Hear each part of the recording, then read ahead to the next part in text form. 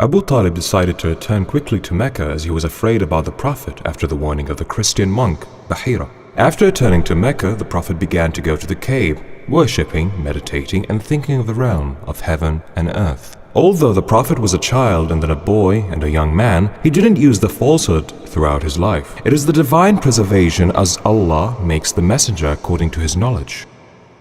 واصبر لحكم ربك فإنك بأعيننا وسبح بحمد ربك حين تقوم ومن الليل فسبحه وإدبار النجوم. Oh, Abu Talib, What's wrong with you, man?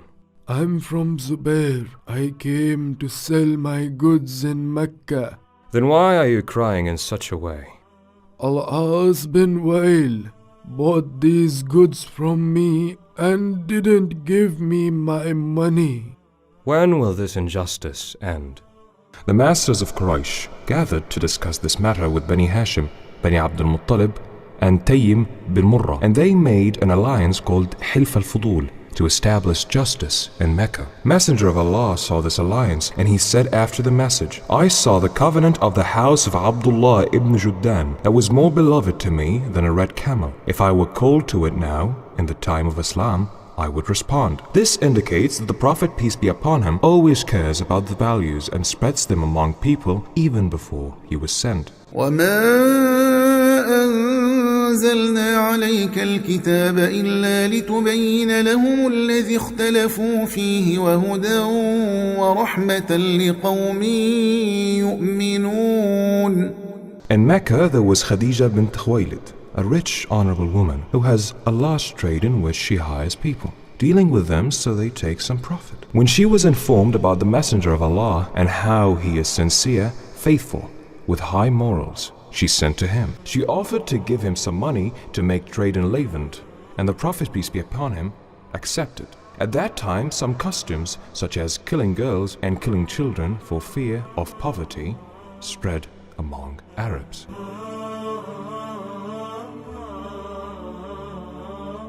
Before his mission, the Prophet didn't accept the deeds of his people. He did not drink wine, did not eat what was sacrificed on stone altar, and did not attend heathenism ceremonies. Allah has surrounded him with protection and divine care. After the Prophet took Khadija's trade, he walked by a caravan to Levant with Maysara, Khadija's servant, who followed him. When he arrived at the trade market in Levant, How beautiful this man is.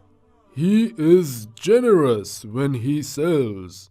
What's his name, boy? Muhammad ibn Abdullah. Do you ever know him? Yes, he is from Bani Hashim and his uncle Abu Talib. He is known as honest because he has a good and honest character in everything. the Prophet sold what he sold and bought what he bought. Then he returned to Mecca by caravan. The weather was very hot. Maysara noticed a cloud that shades the Prophet, peace be upon him, from the sun. When the caravan arrived, Maysara went to Khadija to tell her what had happened. Muhammad was a smart trader, well treated with merchants.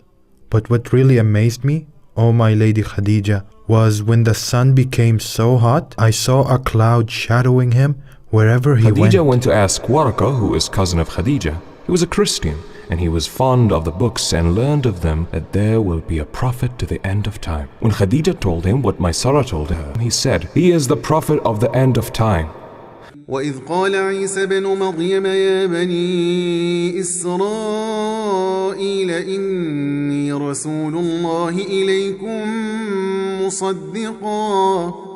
مصدقا لما بين يدي من التوراة ومبشرا برسول يأتي من بعد اسمه أحمد فلما جاءهم بالبينات قالوا هذا سحر مبين. The masters and the lords were keen on getting married to her, but she totally refused them. She spoke with her friend Nafisa bint Munabbih about her desire, so Nafisa went to the Prophet, peace be upon him, to offer him to marry Khadija. The Prophet accepted and talked to his uncles. They went to Khadija's uncle, and he got engaged to her. Then the marriage took place. Hence the tribes that inhabit Mecca decided to rebuild the Kaaba because of its cracks. When they finished building, they disagreed on who would put the black stone in its place. We are the ones who are going to put the black stone. No, we're the ones who are going to put it. Do you accept to let the rule for the first one who comes here? Oh, Ibn al-Mughira, that's fine. We accept. It's Muhammad. Yes, he is. The Prophet asked for a cloth, and he placed the stone in the middle of it. Then he asked all tribal leaders to hold the edges of the cloth and ordered them to lift it. When they reached its position, he took it with his honorable hand and put it in its place, peace be upon him. This is where the signs of his prophecy began to appear, and he began to receive the revelation. Good dream was the first thing that revelation started with. He could not see a vision until it came like a morning's light. Then he loved solitude. He used to worship in Hira cave, supplied with the necessary things. Then he returns to Khadija and supplies for her. Our Prophet Muhammad bought a servant, Zayd bin Haritha, and let him choose between staying with him or returning with his father. I am Zayd bin Haritha, and people call me Zayd bin Muhammad. Muhammad has bought you and gave you the opportunity to choose between him and your father. I chose to live with Muhammad. You found in Muhammad loyalty and tenderness, Zayd. And you became Zayd bin Muhammad. I found in him many habits I didn't find in anyone else. When our Prophet was doing i'tikaf in the cave, he said, Jibreel came to me with a book in silk garment while I was asleep. He said, read. And I said, what do I read? And he said, thereupon the angel caught hold of me and embraced me heavily. Until I thought it's the death, then he released me. And he said, read. I said, what do I read? And he said, thereupon the angel caught hold of me and embraced me heavily. Until I thought it's the death, then he released me. And he said, read. I said, what do I read? So the angel caught hold of me and embraced me heavily, until I thought it's the death, then released me and said, read. I said, what do I read? He said, read in the name of your Lord who has created man from a clot. Read, and your Lord is the most generous, who has taught by the pen, has taught man what he never knew. He said, he read it, and after he finished, he left me. And I woke up and I felt as if it had been written in my heart.